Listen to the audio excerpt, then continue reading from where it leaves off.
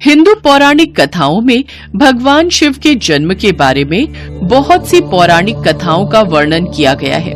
कहा जाता है कि सृष्टि की शुरुआत में एक विशाल निराकार ब्रह्मांडीय महासागर के अलावा कुछ भी नहीं था।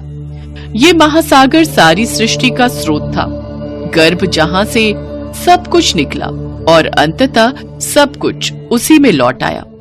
ब्रह्मा जी सृष्टि के निर्माता थे तो विष्णु जी सृष्टि के संरक्षक थे, परंतु समय के चक्र को बदलने के लिए और सृष्टि के नव निर्माण के लिए भी एक ऐसी ऊर्जा की आवश्यकता थी जो सृष्टि का विनाश करके उसे पुनर्स्थापित कर सके।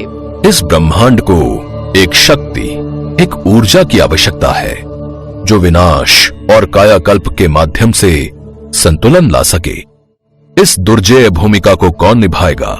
ब्रह्मांड को वास्तव में ऐसी शक्ति की आवश्यकता है, एक शक्ति जो हमसे परे है, समय, विनाश और पुनर्जीवन के चक्र को चलायमान रखने वाली एक शक्ति। पर ऐसी शक्ति। ब्रह्मा जी और विष्णु जी आपस में अभी इसी विषय पर बात कर ही रहे थे कि अचानक उनके समक्ष एक स्तंभ यानी खंभा प्रकट हुआ जो प्रकाश से चमक रहा था। पृथ्वी की गहराइयों से लेकर आकाश की ऊंचाइयों तक वो चमकता स्तंभ फैला हुआ था। उस स्तंभ का छोर दिखाई ही नहीं दे रहा था कि वो कहां से कहां तक फैला है। ये कौन सी दिव्य चमक है? क्योंकि ना तो इसकी शुरुआत पता है, ना ही इसका अंत। मुझे इसका मूल खोजना होगा। मैं इसका अंत ढूंढूंगा। ब्रह्मा जी ने हंस का रूप ले लिया और ऊपर की ओर उड़ गए और खंबे का ऊपरी हिस्सा ढूंढने के लिए निकल गए। वहीं विष्णु जी ने वराह यानी सुअर का रूप धारण किया और पृथ्वी में समा गए। उन्हें खोजते खोजते युग बीत गए, लेकिन स्तंभ का छोर नहीं मिला और दोनों ने हार मान ली। वे दोनों वापस आ गए। मैं मूल का पता नहीं लगा सका, ये समझ से परे है, और ना ही मुझे इसका अंत मिल सका। ये प्रकाश वास्तव में शाश्वत है। ऐसा लगता है कि ये प्रकाश सदा ऐसा ही रहने वाला है। तभी वहाँ भगवान शिव अपने सबसे मौलिक, उज्जवल और शक्तिशाली रूप में प्रकट हुए। शिव जी की आवाज पूरे ब्रह्मांड में गूंज उठी। मैं शिव हूँ, संहारक और कायाकल्प करने वाला। मैं असीम, निराकार और कालातीत हूँ। मैं संतुलन बनाए रखने के लिए ब्रह्मांडीय चेतना से पैदा हुआ हूँ। हमें आपकी ही प्रतीक्षा थी। हम आपका स्वागत करते हैं। ब्रह्मांड चक्र के तीसरे और महत्वपूर्ण पहलू भगवान शिव के साथ मिलकर हम सृजन, संरक्षण और विनाश के संतुलन को बनाए रखेंगे। इस प्रकार प्रकाश के ब्रह्मांडीय स्तंभ से भगवान शिव प्रकट हुए। पारंपरिक अर्थों में पैदा नहीं हुए, बल्कि ब्रह्मांडीय चेतना से ही प्रकट हुए। उन्होंने ब्रह्मांड के शाश्वत चक्र के एक अभिन्न अंग के रूप में अपना स्थान लिया। विनाश को अंत के रूप में नहीं, बल्कि पुनर्जन्म और नवीकरण के लिए एक आवश्यक प्रक्रिया के रूप में दर्शाया। वो अंत जो हर नई शुरुआत से पहले होता है। विनाश और सृजन का मेरा नृत्य ब्रह्मांड की शाश्वत लय को कायम रखेगा। भगवान शिव ने अपना ब्रह्मांडीय नृत्य तांडव शुरू किया। ब्रह्मांड उनकी ऊर्जा से गूंज उठा, जो विध्वंसक और पुनर्जीवनकर्ता के रूप में उनकी भूमिका का प्रमाण है, जो अस्तित्व के अंतहीन चक्र का एक अनिवार्य हिस्सा है। भगवान विष्णु और ब्रह्मा जी ने मान लिया कि शिव ही सबसे महान और शक्तिशाली हैं। वे जिस खंबे से प्रकट हुए हैं, वो खंबा उनके न जन्म लेने और न मरने का प्रतीक है, क्योंकि उसके छोर का ना ही कोई मूल है और ना ही कोई अंत। भगवान शिव स्वयं आदि और स्वयं अंत हैं।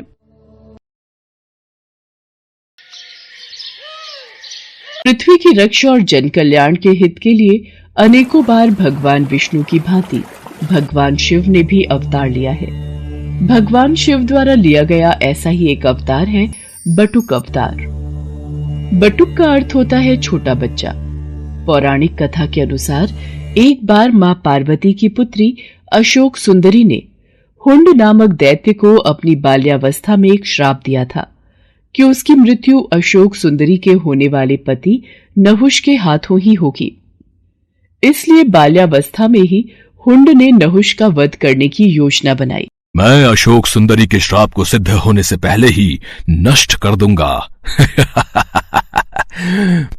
मैं बाल्यावस्था में ही नहुष और अशोक सुंदरी का वध कर दूंगा।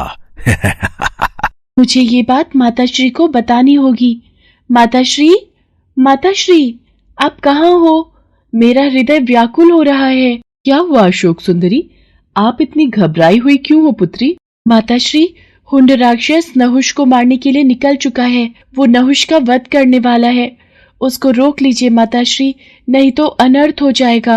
हुंड राक्षस की इतनी हिम्मत कि वो नहुष की हत्या करने का साहस कर बैठा। आज हुंड दैत्य को मेरे हाथों से कोई नहीं बचा सकता। देवता, ऋषि, मुनि सब हुंड के प्रकोप से तंग आ चुके हैं। अब मुझे उसका संहार करना ही होगा। देखते ही देखते माँ पार्वती माँ काली के रूप में आ जाती हैं। उनका क्रोध बढ़ रहा था। वो हाथों में खड्ग लिए हुंड के वध के लिए निकल पड़ती हैं। किंतु यदि वो हुंड का वध कर देती तो वो प्रकृति के खिलाफ हो जाता, क्योंकि हुंड दैत्य का वध नहुष के हाथों ही लिखा था। इसलिए माँ काली को रोकना जरूरी था। पर उनके क्रोध को कौन रोकेगा, यही समस्या थी। नारायण नारायण, प्रभु, माँ काली तो क्रोध में आकर हुंड का वध करने निकल चुकी हैं। अब इनके क्रोध को कौन शांत करेगा, कौन इन्हें रोकेगा? आप सही कह रहे हैं देवर्षि नारद। माँ काली को यदि रोका नहीं गया तो अनर्थ हो जाएगा।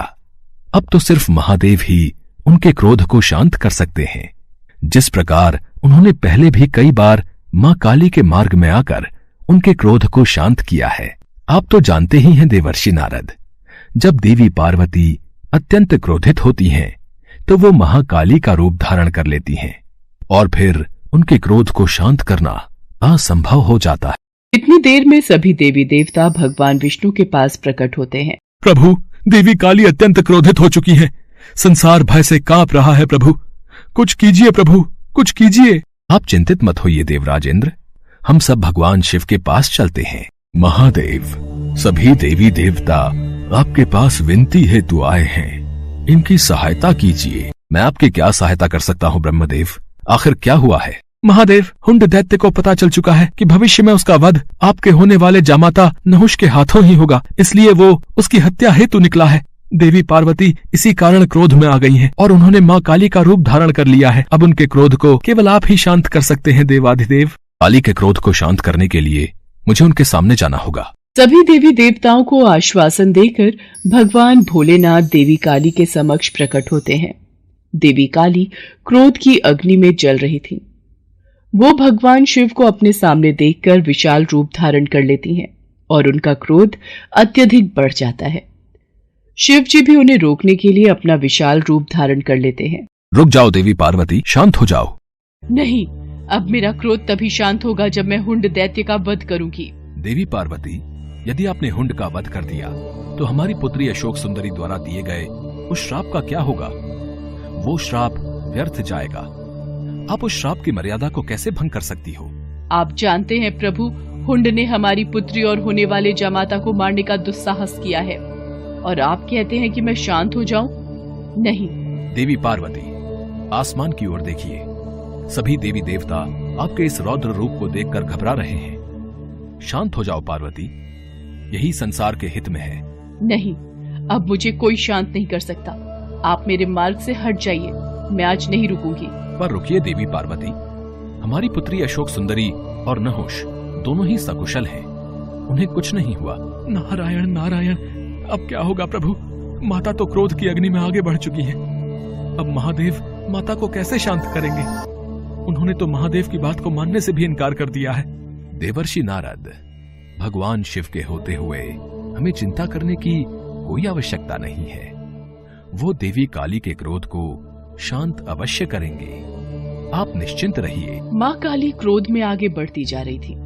तभी उन्हें एक बालक के रोने की आवाज सुनाई दी। वास्तव में वो बालक कोई और नहीं बल्कि महादेव का ही अवतार था, जो हूबहू दिखने में महादेव की तरह ही था। अपने बाल रूप में महादेव रोए जा रहे थे। उनका रोना बंद नहीं हो रहा था। लगातार रोते बच्चे की आवाज को सुनकर माँ काली रुक जाती है। बच्चे का रोना माँ काली से देखा नहीं गया। वो उस बालक के पास जाती है। छोटे से बालक को रोता हुआ देख माँ काली से रहा नहीं जाता और वो उस बालक को गोद में उठा लेती है। ये बालक क्यों रो रहा है? ये बालक तो चुप ही नहीं हो रहा। लगता है मेरे इस रूप को देखकर ये डर रहा है। मुझे अपने वास्तविक रूप में आ जाना चाहिए। बालक की करुण आवाज को सुनकर माँ काली अपना क्रोध भूल जाती है और वो अपने वास्तविक रूप में आ जाती है और बच्चे को खिलाने लगती है। बालक भी चुप हो जाता है। तभी वहाँ पर देवर्षि नारद और भगवान विष्णु सभी देवताओं के साथ प्रकट होते हैं। देवी पार्वती, ध्यान से इस बालक की तरफ देखिए। आपके क्रोध को शांत करने के लिए ही महादेव ने इस बालक का रूप धरा है। और ये जो रो रहे थे वो इनकी पीड़ा थी। ये जानते थे कि आप इस समय अत्यंत दुखी हैं और आपने अपने क्रोध को और आपने अपने दुख को क्रोध में परिवर्तित कर लिया है और क्रोध विनाशकारी होता है। ये तो आपको परिचित है देवी पार्वती। इसलिए आपके क्रोध को शांत करने के लिए ही महादेव ने इस बालक का रूप धरा था। आज ये सिद्ध हो गया कि अत्यंत क्रोध को अत्यंत प्रेम भाव से ही शांत किया जा सकता है। महादेव, आज से आपके इस बाल रूप को बटुक अवतार के रूप में जाना जाएगा। सभी देवी देवता भगवान शिव और माता पार्वती पर फूलों की वर्षा करने लगे। उस दिन से भगवान शिव के बटुक अवतार को भक्तगण पूजने लगे।